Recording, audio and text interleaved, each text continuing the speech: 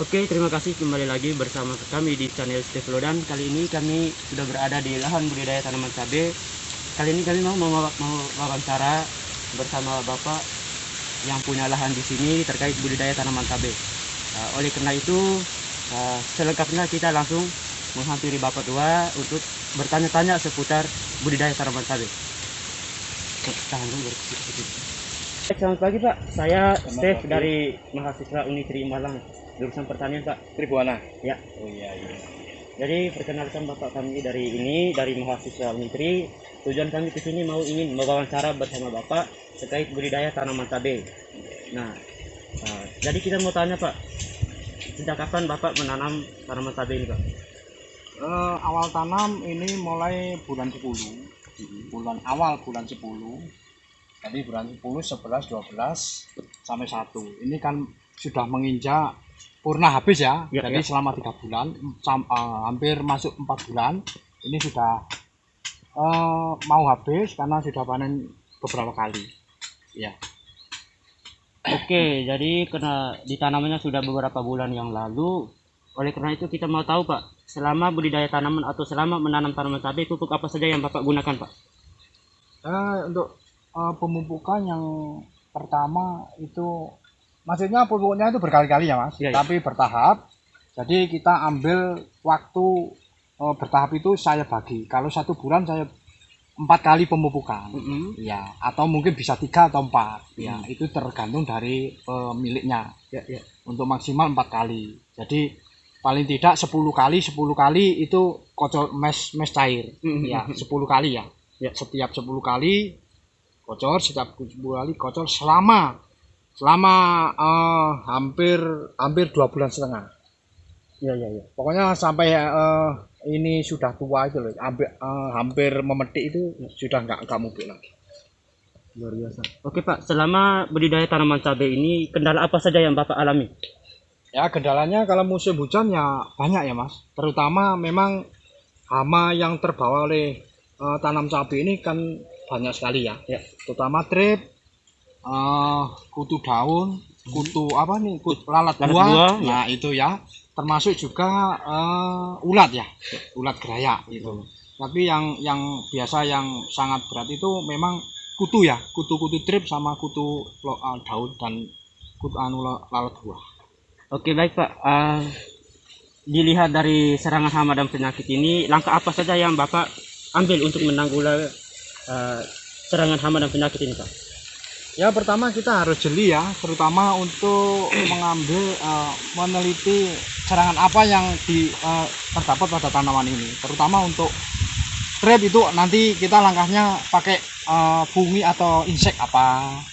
Kalau kena ulat itu pakai funginya, pakai inseknya apa gitu ya. Berarti jadi, ya kembali ke pemilihan jenis atau merek obat pestisida ya. Pestisida ya itu ya. Tergantung dari kondisi yang kena serangan.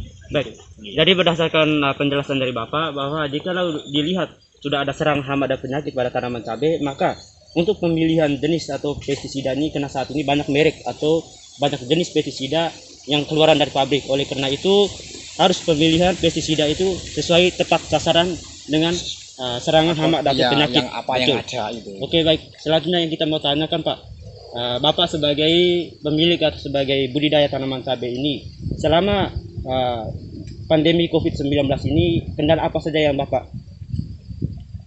alami? Pandemi ini termasuk masalahnya masalah umum seluruh ya.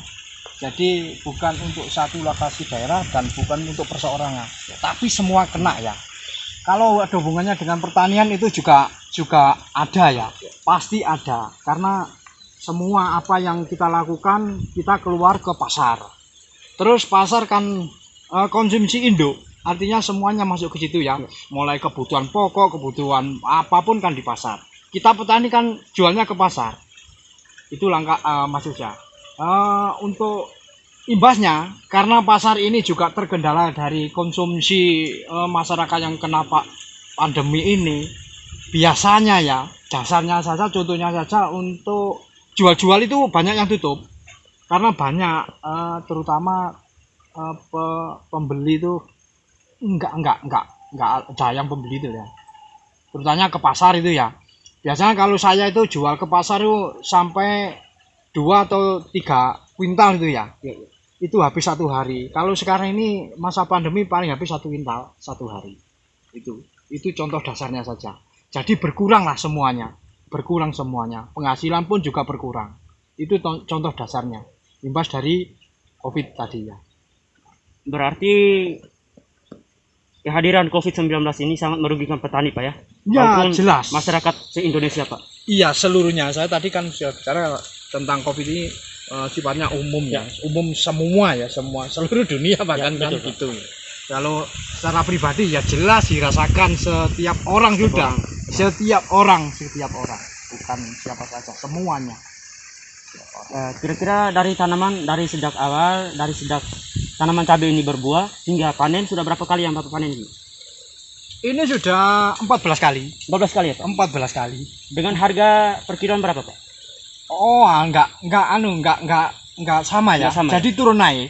Dari ya angka pernah 40, 30, 3 itu sering, 3 artinya 30 lebih gitu kan. Ya. Atau mungkin 40 ke bawah bisa. 20 ya sering. Jadi enggak tetap harga itu. Berarti Ya. kondisi harga ini berdasarkan grafik ya, naik turun ya, Ya, tidak sama. naik turun, enggak bisa ditentukan. Oke, baik. Ya, itu. Oke, mungkin yang terakhir Pak, ini terkait harapan. Jadi harapan Bapak sebagai petani cabai di sini apa, Pak? Harapan Bapak sebagai petani cabai di tengah pandemi COVID-19, Pak? Oh, kalau petani sih ya menginginkan yang mudah-mudah saja, Mas. Artinya kita sebagai petani beli pupuk, beli obat, beli benih itu mudah itu saja.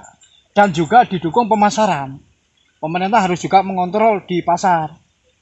Jadi kalau nggak dikontrol juga ya nanti ya petaninya rugi. Artinya apa? Kalau biasanya harga melambung di pasar, kena apa ya? Operasi pasar, turun harga. Padahal produksi di sini kan hanya waktu-waktuan, Mas. Waktu bukan seperti pabrik kan. Pabrik meledak setiap bulan, setiap tahun bisa mengeluarkan produksi banyak. Tapi kalau petani kan hanya bulanan. Hanya selama 3 sampai 4 bulan. Itu produksinya. Sesudah itu sudah habis lagi kan gitu, Pak. Iya. Nggak bisa kalau sudah banyak produksi nanti di pasar main-main kan artinya kan susah. Jadi untuk hubungan dengan Covid, saya kira petani menginginkan kemudahan saja lah.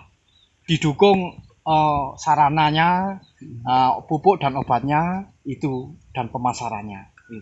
Oke, baik. Berarti ini harapan petani yakni dukungan dari pemerintah. Iya juga gitu. Dukungan dari pemerintah dalam hal untuk meningkatkan kebutuhan petani. Iya, Baik itu dari kebutuhan budidaya tanaman hingga pemasaran. Iya, juga pemasaran bisa mengarahkan kalau bisa teknis-teknis yang di lapangan itu ahli-ahli pertanian harus turun kan gitu. Memantau keadaan pemasaran di lapangan gitu, maksudnya petani gitu. Ya. Baik, berarti kami ucapkan terima kasih Pak sudah berikan sedikit ilmu, sudah bisa wawancara bersama kami. Iya. Jadi terima kasih kepada penonton bahwa inilah Bapak, nama Bapak siapa ya Pak? Pak Superno.